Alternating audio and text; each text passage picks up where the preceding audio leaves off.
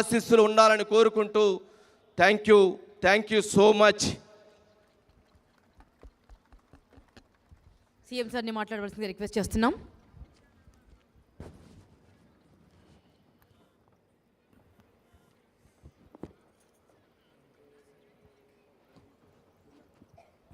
అందరికీ నమస్కారాలు.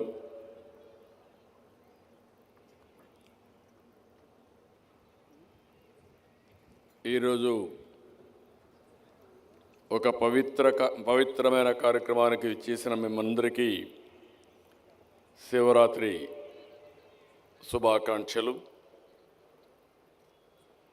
మహాశివరాత్రి రోజు మహా టీవీ గ్రూప్లో మహాశక్తి ఛానల్ ఓపెన్ చేసుకోవడం ఇదొక చరిత్ర. ఈ సందర్భంగా ఎవరైతే ఈ మహా శివరాత్రి సందర్భంగా ఈ ఛానల్ ఓపెన్ చేస్తున్నామో మహా టీవీ సిబ్బందికి అందరికీ పరమశివుని ఆశీర్వాదాలు ఎప్పుడూ ఉండాలని మరొక్కసారి శివుడిని ప్రార్థిస్తున్నాను. ఈరోజు మనందరం చూస్తే స్వామీజీ కైలాసానందగిరి మహారాజ్ వారిని తలుచుకుంటేనే వారితో ఉంటేనే ఎంతో శక్తినిచ్చే పరిస్థితి ఉంది. దీక్షతో కుంభమేళా ఘనంగా నిర్వహించి ఈరోజు చివరి రోజు మహాకుంభమేళా ఈరోజు ఇక్కడికి రావడం అనేది ఒక చరిత్ర. అలాంటి పవిత్రమైన వ్యక్తితో కలిసి ఈ మహాశివరాత్రి వేడుకలు ఇక్కడ జరుపుకోవడం నా పూర్వజన్మ సుకృతంగా భావిస్తున్నా. ఆ మహానుభావుడి ఆశీస్సులు మనందరిపైన ఉండాలని మరొక్కసారి శివుడిని ప్రార్థిస్తున్నాను. ఈరోజు మహా టీవీ వంశీ నాకు బాగా ఐడియా ఉంది. ఆయన్ని చూస్తే ఒక మామూలుగా ఆంధ్రజ్యోతిలో ఒక చిన్న రిపోర్టర్గా జాయిన్ అయ్యాడు. అక్కడి నుంచి మహా టీవీ ఏర్పాటు చేశాడు. అంతేకాకుండా ఎంటర్టైన్మెంట్ ఛానల్ పెట్టాడు. ఇవన్నీ చేసిన తర్వాత ఈరోజు మహాభక్తి ఛానల్ని ఏర్పాటు చేసి చరిత్ర సృష్టించాడు. దానికి మీ అందరి తరపున వారిని మనస్ఫూర్తిగా అభినందిస్తున్నా. I wish him all the best. ఇది ఒకసారి చూస్తే ఓసారి చిన్న వ్యక్తులు కూడా అసాధారణమైన శక్తివంతమైన శక్తిగా తయారయ్యే అవకాశాలున్నాయి. దానికి కారణం వంశీకృష్ణ గారు కష్టపడడం, పట్టుదల, తెలివితేటలు ఇవన్నీ పెట్టుకొని ముందుకొచ్చాడు. నేను చాలాసార్లు చూశాను. ఎక్కడ చూసినా భయం అనేది లేదు. నమ్మిన సిద్ధాంతం కోసం గట్టిగా నిలబడే తత్వం ఉండే వ్యక్తి, భయం అనేది లేకుండా నిర్మోహమాటంగా నచ్చిన సిద్ధాంతాన్ని ప్రజలకు తెలియజేసే వ్యక్తి వంశీ అని చెప్పి కూడా నేను తెలియజేస్తున్నా. మనం అందరం టీవీ చూస్తూ ఉంటాం, అందరూ భయపడతారు. కానీ ఎప్పుడు కూడా వంశీ ఎవరికి భయపడడు. ఏదొచ్చినా వీరోచితంగా పోరాడి అనేక సవాళ్ళను ఎదుర్కొన్నారని చెప్పి కూడా నేను మీకు తెలియజేస్తున్నాను. అయితే ఈరోజు మనం చూస్తే ఈ టీవీ ద్వారా ప్రజా చైతన్యం చేస్తున్నారు. విలువలను కాపాడే కార్యక్రమానికి కూడా ముందుకు పోయే పరిస్థితికి వచ్చారు. ఈరోజు మనం అందరం చూస్తే ఈరోజు చాలామంది ఉద్యోగస్తులు కావచ్చు, వ్యాపారస్తులు కావచ్చు, కడకు పరీక్షలు రాసే పిల్లలు కావచ్చు, అందరిలో కూడా టెన్షన్ ఎక్కువైపోతూ ఉంది. ఆ టెన్షన్ చూస్తే ఓసారి మనం అందరం కూడా ఒత్తిడిని తట్టుకునే పరిస్థితిలో కూడా లేవు. అలాంటప్పుడు మనం అందరం ఆలోచించే దేవుణ్ణి మీద భారం వేసి దేవుణ్ణి తలుచుకున్నప్పుడు ఒక మనోనిబ్బరంగా ముందుకు పోతాం. అదే మనం అందరం ఈరోజు చేసే పని అని చెప్పి కూడా నేను మీకు తెలియజేస్తున్నా. ఈరోజు మనం ఇంకొకసారి చూస్తే ఎన్నో ఆధునీకరణమైనటువంటి వైద్యశాలలో అనేక మార్పులు వచ్చాయి. ఒకప్పుడు మనం చూస్తే ఏదైనా చిన్న ఆపరేషన్ వచ్చినా అమెరికాకు పోయే పరిస్థితి నుంచి ఈరోజు రియల్ టైంలో ఆర్టిఫిషియల్ ఇంటెలిజెన్స్ కూడా ఉపయోగించుకొని మెరుగైన సేవలు అందించే పరిస్థితికి వచ్చాం. కానీ మనశ్శాంతి మాత్రం ఏ వైద్య పరికరాలు కానీ మెడిసిన్స్ కానీ ఇచ్చే పరిస్థితి లేదని చెప్పి కూడా నేను మీకు తెలియజేసుకుంటున్నాను. దీనికి ఒకటే పరిష్కారం, దేవుని దగ్గరనే మనశ్శాంతి దొరుకుతుంది. టెక్నాలజీలో మనం ముందుకు పోతున్నాం, లేకపోతే మెడికల్లో ముందుకు పోతున్నాం. ఈరోజు ప్రతి ఒక్కరు కూడా వినూత్నంగా ఆలోచించి అనేక కార్యక్రమాలు చేస్తున్నారు. కానీ అల్టిమేట్గా దేవుని మీద భారం వేస్తున్నాం. ఆ దేవుడే మనం నడిపిస్తున్నాడు. ఈరోజు మిమ్మల్ని అందరినీ చూస్తున్నాను.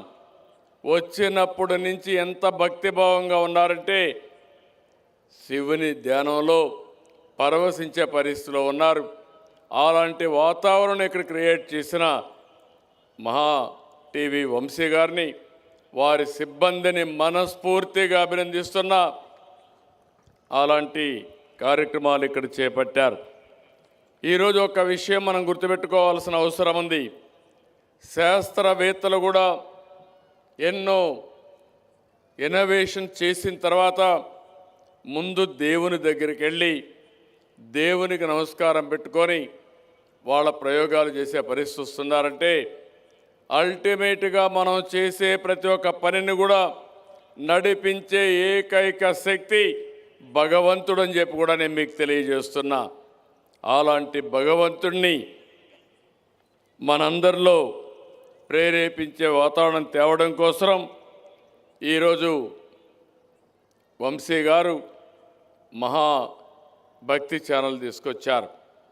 నాకు ఏమాత్రం అనుమానం లేదు, ఈరోజు ఈ యొక్క మహాభక్తి ఛానల్ ద్వారా రాబోయే రోజుల్లో దైవ సంకల్పాన్ని ప్రతి ఒక్కరిలో ప్రేరేపించడమే కాకుండా ఎంతోమందికి భక్తి భావాన్ని ప్రేరేపించి తద్వారా మానసిక ఆనందం కోసం ముందుకు పోయే పరిస్థితి వస్తుందని చెప్పి కూడా నేను మీకు తెలియజేస్తున్నా. ఈరోజు మనందరం ఒక్కసారి ఆలోచించుకోవాలి. ఒక మంచి జరగాలన్నా, ఒక కష్టంలో ఉన్నామన్నా భగవంతుని కోరుకుంటాం.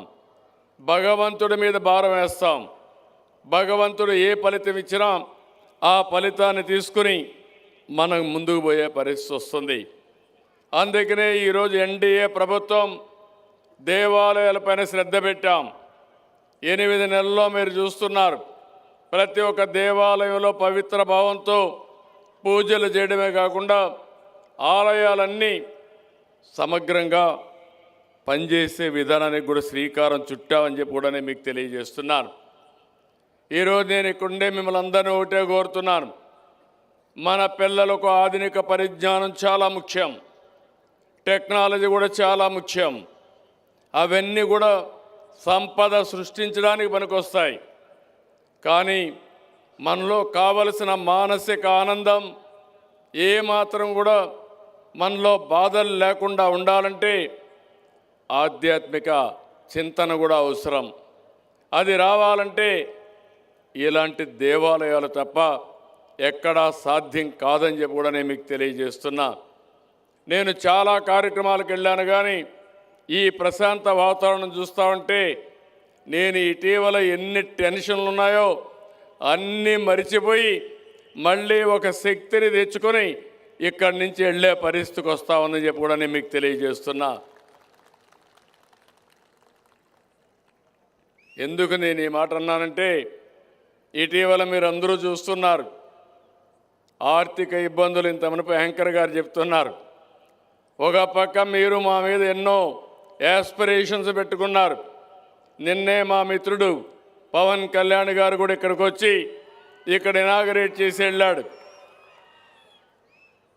ఈరోజు మేము ఒకటే ఆలోచిస్తున్నాం, అటు కేంద్ర సహకారం కూడా తీసుకుంటున్నాం.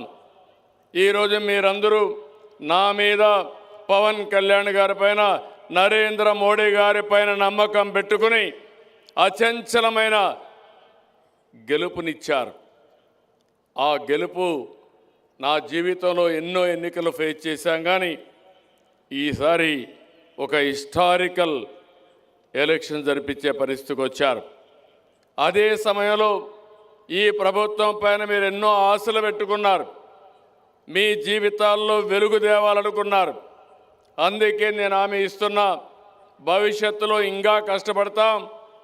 ఈరోజు మహాశివరాత్రి, శివుణ్ణి కూడా నేను ఒకటే సంకల్పం అడిగాను. ఈ రాష్ట్రంలో పేదరికం లేకుండా ప్రతి ఒక్కరూ ఆనందంగా ఉండాలి, సంపద సృష్టించే పరిస్థితి రావాలి, ఆనందం ఆరోగ్యం ఇవ్వాలని 5,20,00,000 మందికి ప్రసాదించమని శివుణ్ణి కోరాను. అదే సమయంలో భారతదేశం మంచి దేశంగా, సుసంపన్నమైన దేశంగా ఉండేట్టుగా ఆశీర్వదించమని కోరాను. దీనికంటే నాకేం కోరికలు లేవు, మీ ఆశీస్సులు ఉన్నాయి, భగవంతుడి ఆజ్ఞ ఉంది.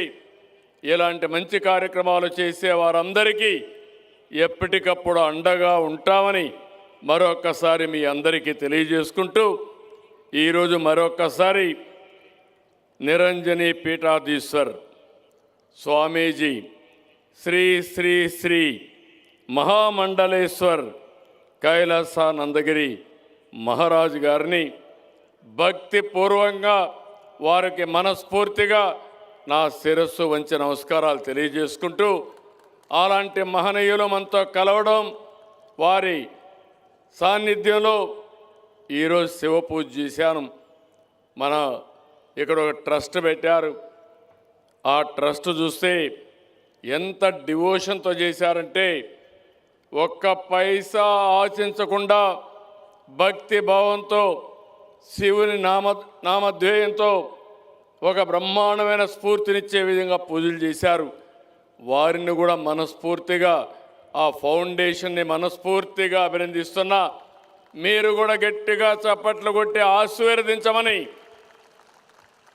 మిమ్మల్ని అందరినీ ప్రార్థిస్తున్నా. మరొక్కసారి వంశీ గారిని అభినందిస్తూ, ఆయన చేపట్టిన ఈ మహా భక్తి ఛానల్ భవిష్యత్తులో ఎంతో మందిలో భక్తి భావాన్ని ఇవ్వడమే కాకుండా మానసిక ఆనందాన్ని ఇచ్చే విధంగా ఈ ఛానల్ ముందుకు పోవాలని కోరుకుంటూ, ప్రభుత్వం తరపున ఒకటే హామీ ఇస్తున్నా, ఎవరు మంచి పని చేసినా వారికి అండగా ఉంటాం.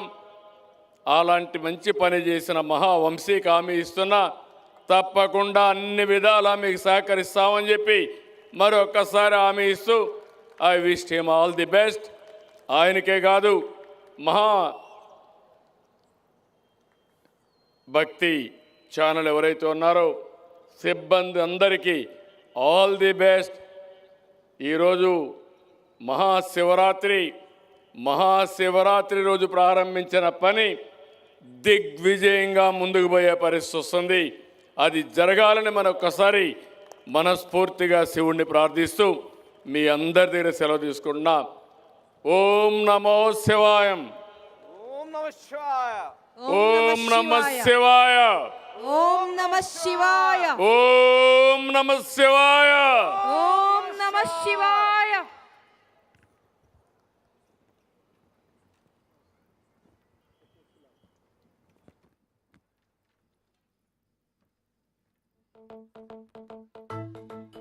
ఇప్పుడు శ్రీ మహామండలేశ్వర శ్రీ శ్రీ శ్రీ కైలాసానంద గురూజీ మహారాజ్ని మాట్లాడవలసిందిగా రిక్వెస్ట్ చేస్తున్నాం.